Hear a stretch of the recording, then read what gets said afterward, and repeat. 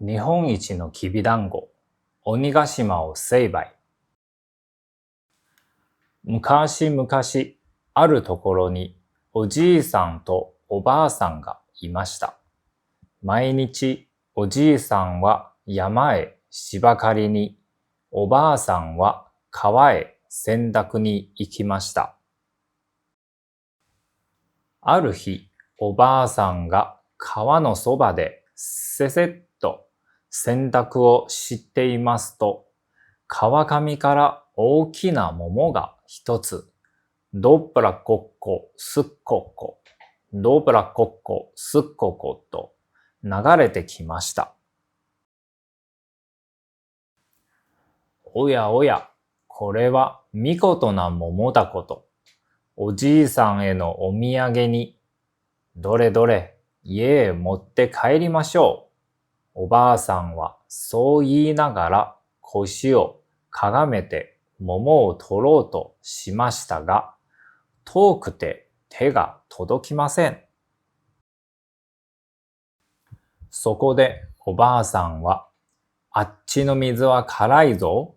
こっちの水は甘いぞ。辛い水は避けてこい。甘い水に寄ってこい。と歌いながら手を叩きました。すると桃はまたどっぷらこっこすっこっこ、どっぷらこっこすっこっこと言いながらおばあさんの前へ流れてきました。おばあさんはニコニコしながら、早くおじいさんと二人で分けて食べましょうと言って、桃を拾い上げ、洗濯物と一緒にたらいの中に入れて、えっちらおっちらと抱えて家へ帰りました。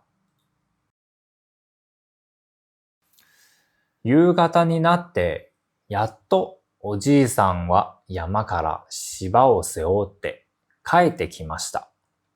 おばあさん、今帰ったよ。おや、おじいさん、お帰りなさい。待っていましたよ。さあ、早く上がってください。いいものをあげますから。それはありがたいな。なんだね。そのいいものというのは、こう言いながらおじいさんはわらじを抜いて家に上がりました。その間におばあさんは戸棚の中からさっきの桃、重そうに抱えてきて、ほら、ごらんなさい。この桃を、と言いました。おー、これは、どこからこんな見事な桃を買ってきたんだい？いいえ、買ってきたものではありません。今日、川で拾ってきたのですよ。なんだって？川で拾ってきた？それはいよいよ珍しい。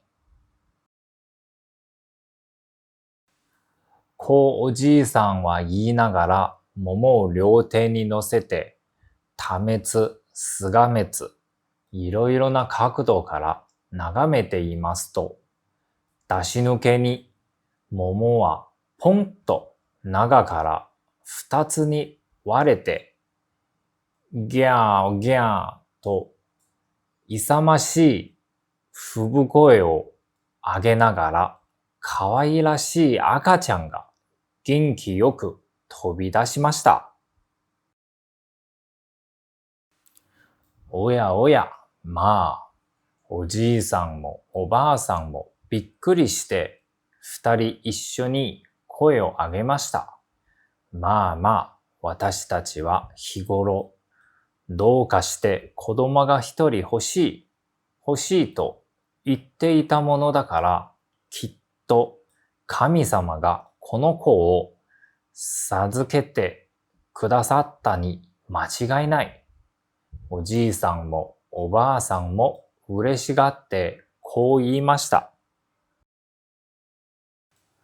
そこでおじいさんが慌ててお湯を沸かすやら、おばあさんがおむつを揃えるやら、大騒ぎをして、赤ちゃんを抱き上げて産湯を使わせました。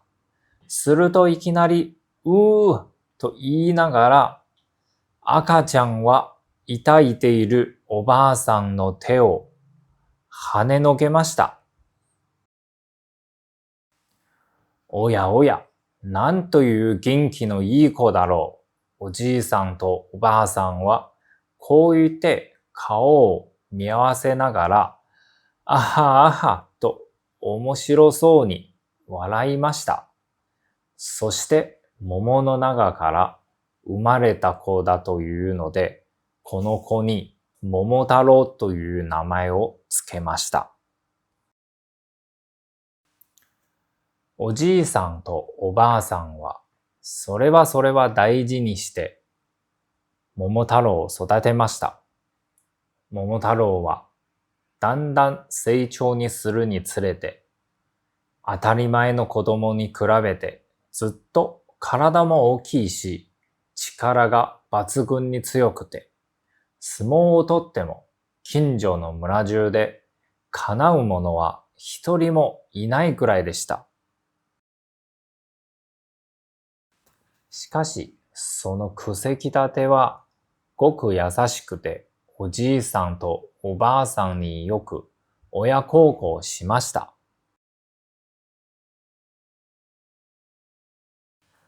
桃太郎は15歳になりました。もうその自分には日本の国中で桃太郎ほど強い者はいないようになりました。桃太郎はどこか外国へ出かけて腕いっぱい力試しを知ってみたくなりました。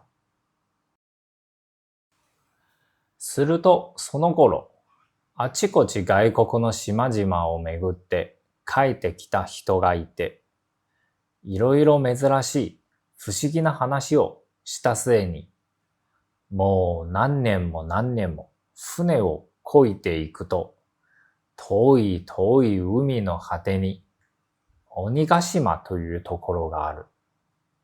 悪い鬼どもがいかめしい鉄のお城の中に住んで、あちこちの国からかすめ取った尊い宝物を守っていると言いました。おじいさんはびっくりして、お前、どこへ行くのだと聞きました。鬼ヶ島へ、鬼征伐に行こうと思います。と、桃太郎は答えました。ほう、これは勇ましいことだ。じゃあ、行っておいで、とおじいさんは言いました。まあ、そんな遠方へ行くのでは、さぞお腹が空くだろう。よしよし、お弁当を作ってあげましょう。とおばあさんも言いました。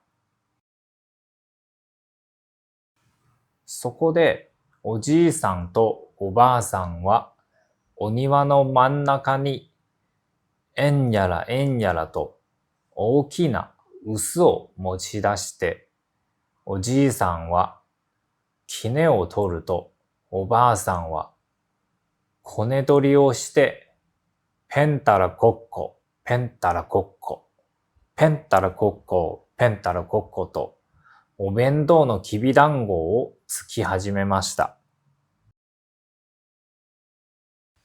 きびだんごが美味しそうに出来上がると、桃太郎の支度もすっかり出来上がりました。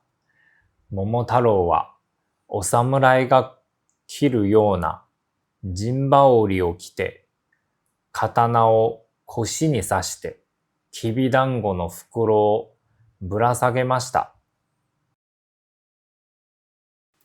そして桃の絵が描いてある軍船を手に持って、ではお父さん、お母さん、行って参ります、と言って、丁寧に頭を下げました。じゃあ、立派な鬼を退治してくるがいい、とおじいさんは言いました。気をつけて、怪我をしないように、おしよう、とおばあさんも言いました。何？大丈夫です。日本一のきびだんごを持っているから、と桃太郎は言って、では、ごきげんよう、と元気な声を残して出て行きました。おじいさんとおばあさんは門の外に立って、いつまでもいつまでも見送っていました。桃太郎がずんずん行きますと、大きな山の上に来ました。すると、草むらの中からワンワンと声をかけながら犬が一匹かけてきました。桃太郎が振り返ると、犬は丁寧にお辞儀をして、桃太郎さん、桃太郎さん、どちらへおいでになりますか？と尋ねました。鬼ヶ島へ鬼選抜に行くのだ。お腰に下げたものは何でございます？日本一のきびだんごさ。一つください。お供にしましょう。よしよし。やるからついてこい。犬はきびだんごを一つもらって、桃太郎の後からついていきました。山を下りでしばらく行くと、今度は森の中に入りました。すると木の上からキャーキャーと叫びながら猿が一匹駆け下りてきました。桃太郎が振り返ると、猿は丁寧にお辞儀をして、桃太郎さん、桃太郎さん、どちらへおいでになります？と尋ねました。鬼ヶ島へ鬼選抜に行くのだ。お腰に下げたものは何でございます？日本一のきびだんごさ。一つください。お供しましょう。よしよし、やるからついてこい。猿もきびだんごを一つもらって、後からついていきました。山を下りて、森を抜けて、今度は広い野原へ出ました。すると、空の上でケンケンと鳴く声がして、生地が一羽飛んできました。桃太郎が振り返ると、生地は丁寧にお辞儀をして、桃太郎さん、桃太郎さん、どちらへおいてなります？と尋ねました。鬼ヶ島へ鬼選抜に行くのだ。お腰に下げたものは何でございます？日本一のきびだんごさ。二つください。お供しましょう。よしよし。やるからついてこい。生地もきびだんごを一つもらって、桃太郎の後からついていきました。犬と猿と生地と、これで三匹まで良い家来ができたので、桃太郎はいよいよ勇み立って、またずんずん進んでいきますと、やがて広い海端に出ました。そこにはちょうどいい具合に船が一艘つないでありました。桃太郎と三匹の家来は早速この船に乗り込みました。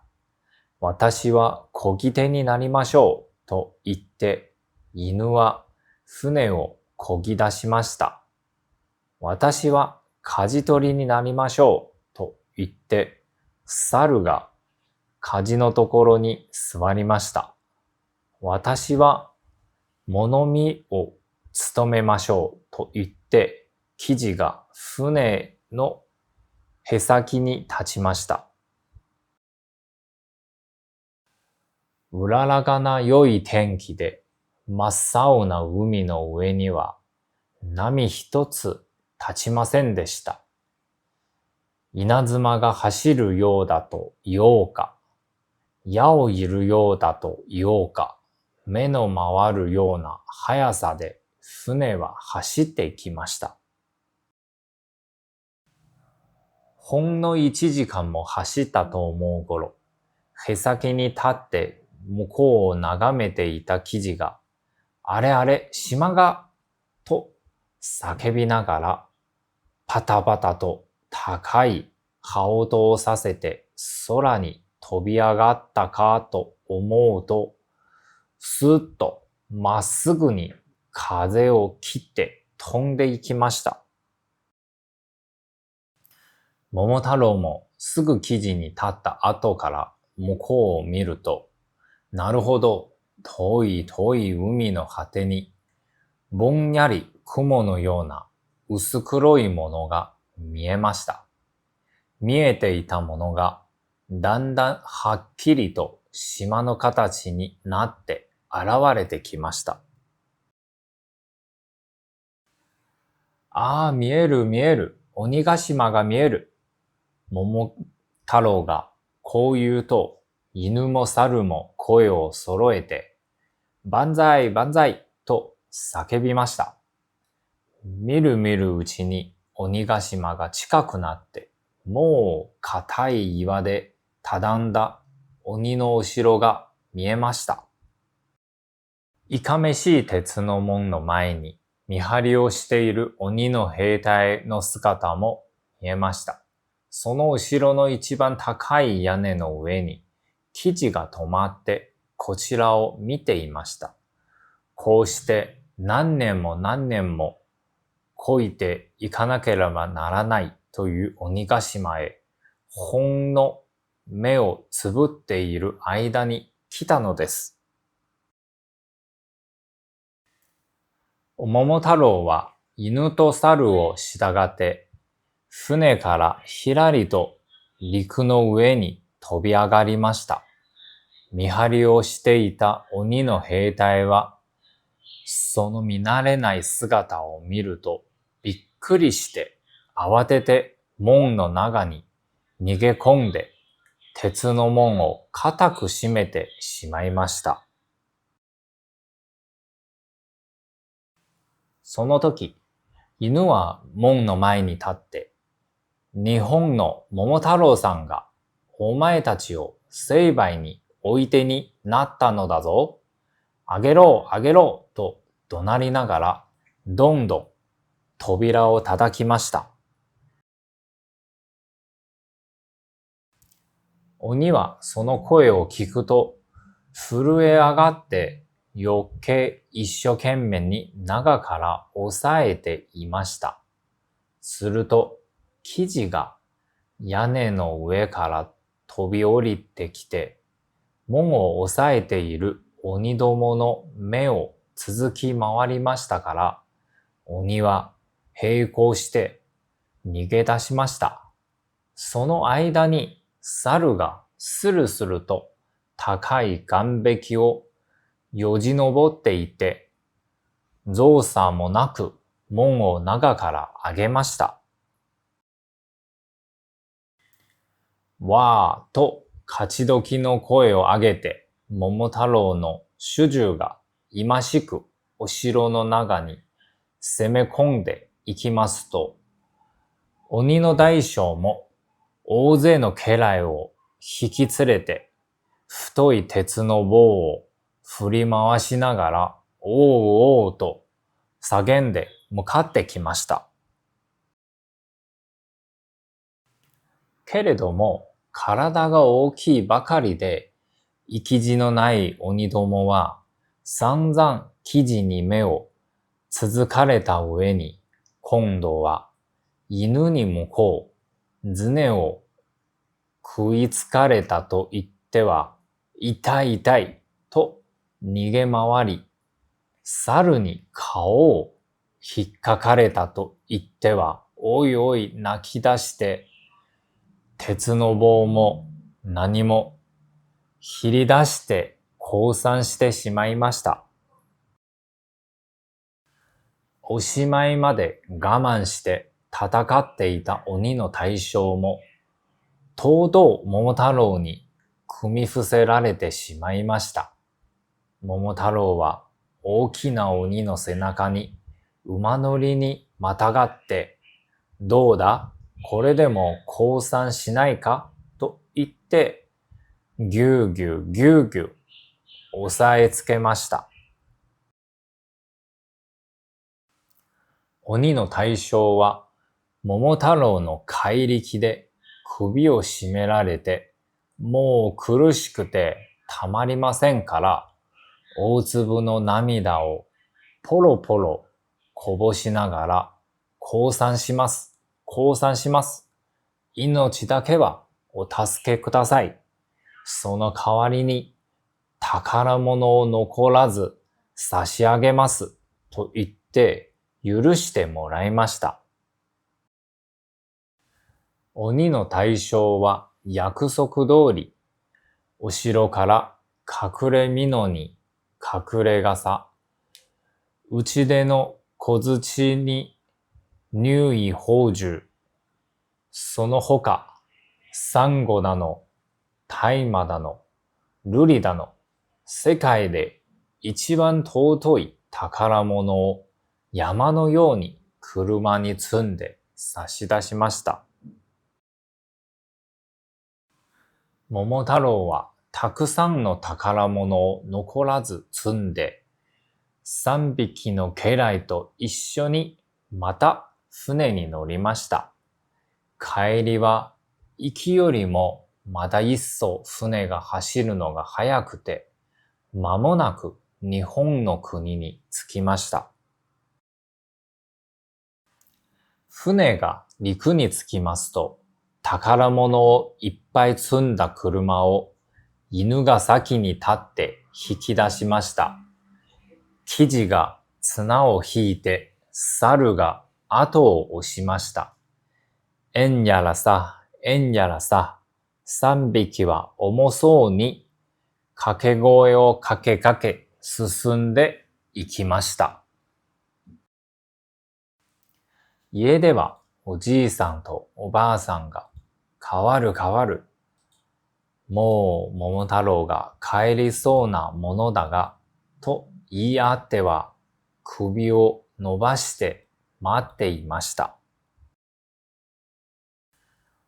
そこへ桃太郎が3匹の立派な家来にぶんどった宝物を引かせて、さも得意らしい様子をして帰ってきましたので、おじいさんもおばあさんも目尻を下げて喜んでました。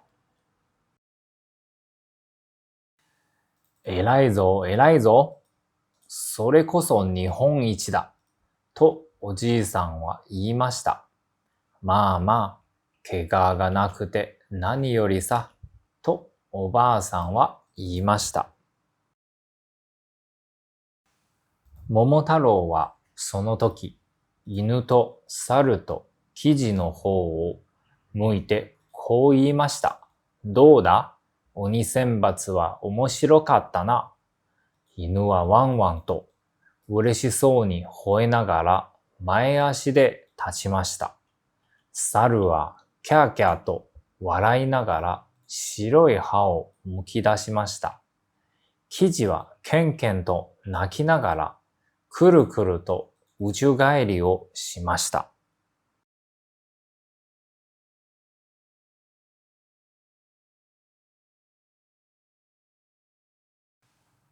空はせいせいと晴れ上がって、お庭には桜の花が咲き乱れていました。